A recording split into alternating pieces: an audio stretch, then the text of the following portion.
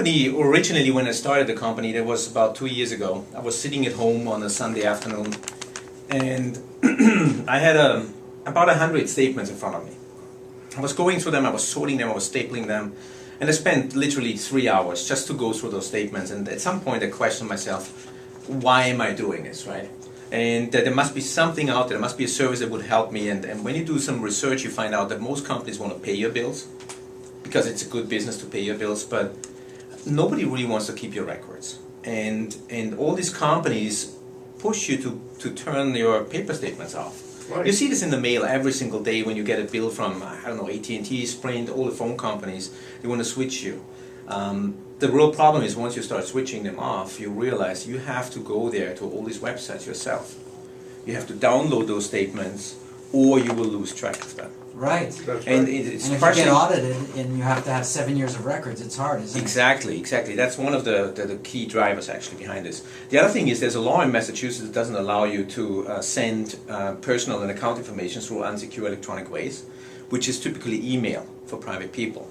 So you will get a notification that your bill is ready, but you will never be able to send you your actual statements through email. So you have to go there, and for the You have to consumer, go on their website. exactly. Yeah. And I mean, I don't want to talk bad about websites, but have you been to your utility companies? Yes. It's not like Facebook. It's not exciting there. You go there, I forget my password. I have to recover my password. It takes me 15 minutes just to get into my website. Right. Download the PDF. I store it on my computer.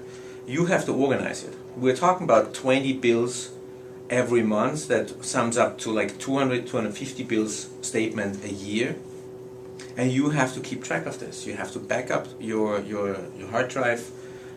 It's just way easier and more convenient if you put everything into a virtual storage, which we build more or less. We are a virtual bill storage that aggregates. So you're the EMC of home bills. Sort of, yeah, or the Iron Mountain, you could say, Right, actually, yeah. right. So That's now interesting. Our attic won't have all these old papers. Well, in it, you know, I don't know Jeffrey. about your house, Rick, but you know, my house, there's boxes and boxes of stuff that we have to That's keep. what we do. And when you have to look for something, it takes hours and hours. If you can And find with it. you and your service, we don't need to do that anymore. No, you don't. You have your online records. It's, Now- the original PDFs are stored in the cloud, unlimited amount of time. I know what Really? what my wife would say. She'd say, how do I know it's protected? And Yeah. what if he loses it? What if we have a global meltdown? Is he going to lose it? Right. So that's a really good question. That was one of the first things that came up is Right. security issues and backup. So the security is like what we call in the online banking security. It's as safe as you go to your online banking system and you download Right. your statements there. The backup policy is this is a service that is built on the cloud service. We built it on Amazon Cloud, and they have 99% reliability, and they have service level agreements where they back up all the data. So it's more or less one of the safest places you can find. Right. How does it work? Like I have my cable bill and my cell phone bill and my home phone bill. How do you consolidate all these? This is good that Rick's asking, because Rick is one of the more protective people, you know. He won't even let me look at his laptop for Right. his Facebook, because he's worried I'm going to start putting things on his Facebook that he wouldn't like. You don't know Jeffrey. I wouldn't either. So it's a good question. We have a couple of ways how you get bills into the system. Right. It's important that it's easy to get bills into the system. We have an email alias. When you sign up with us, you get an email alias where you can, for example, forward your Amazon receipts. If you buy something online, you can simply use this alias or you forward it directly to your account.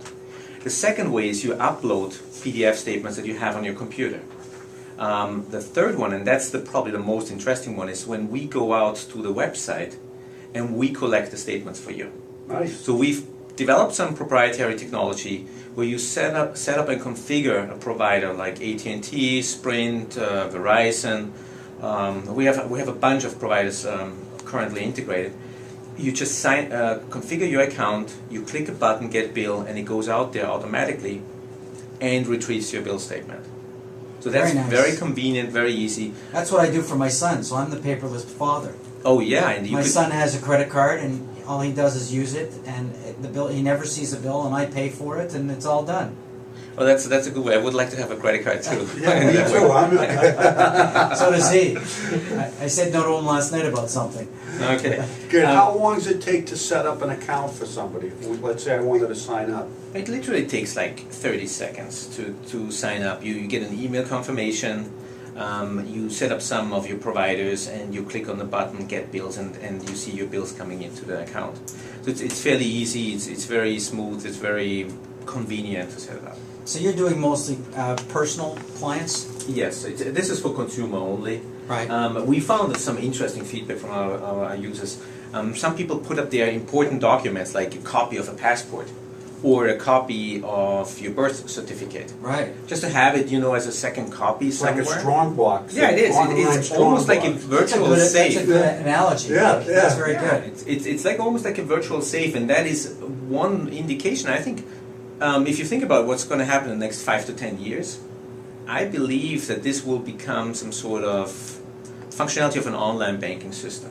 I could see it. And online banking is, virtual banks are becoming much more popular because they're Exactly. giving more interest than regular banks. Right, and banking is in a big transition, right? Banking 2.0 Right. is a big trend. I could see it as being part of a service that online banks offer to their customer, not only to pay the bills, but also to store the records, to save some important documents there, passport, driver's license, insurance policies, whatever you want to put up there. Now, do you also help, do you have a service that pays the bills, or you just compile the information? Right, so we are very clearly defined. We are not a payment website. There's too many websites out there No, that you're try a to data pay. bank warehouse. We are storage. Yeah. You're a storage warehouse. But right? I'm lazy, I want everything to be done for me. Well, I know you're lazy. So believe in- me. You're in my the easy- partner. The easy way you can do this is you use the single sign-on function that we have. So when you have your phone bill set up, you just click on login, it will open up a browser, it will log you into your account. You don't have to use your password anymore. What if you're someone like Rick and you forget your password every day? When you forget your password, Every Yeah. day. well, you would recover it. It's like any other website. You can recover it with certain security questions. You get your password back. Boy, it's the only abuse I have to take. So you're a green company because you're promoting saving trees. We are. And that's how we That I originally. like. That's how we originally started. When I started this whole idea, I was really thinking between two different business models. One was like a foundation, almost like a non-profit, because my background is a little bit of open source strategy. I worked a lot in Linux and Eclipse open source. So one idea was either to build it as a foundation, or the other version is, and that's what we decided to do, is to build a viable business around it. If anybody wanted to get hold of you to maybe utilize your service, how would they get hold of you? The easiest way is to go to our website, which is www.mypaperlessbills.com. You find emails there to contact us. You can sign up. You can send us through contact us email.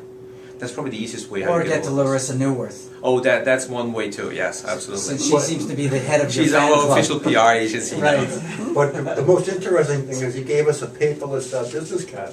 Oh, that's something I need to work on. You're right. Well, we want to thank you for coming on. We Thanks. really appreciate Thank it. you very much. Thank Fred. you. We really Great. appreciate And it. you're That going to was come back and talk interesting. to us again about this. I will. Yeah. Good, thank you. Rick, I like that type of entrepreneur because, he's really thinking about where's the world going, it's environmentally safe, he's making our life easier too. I know for me, it's hard getting all that stuff organized, and he's got a way of organizing it and backing it up that really should make our life And easier. it saves you time and money. No more getting those stamps at the post office and all that stuff. But you know what? I want to have him on because I'm interested in the demographics of his audience. Male, female, age, ethnicity. Does it break out to different groups? Who's buying his product more than others? Who are the early adapters? Who are the resistant adapters to this new type of service that really is very good for everybody? Absolutely. We have to give a high five to Larissa from John Lennon. That's only because she sent you a note saying, "Give me a high five."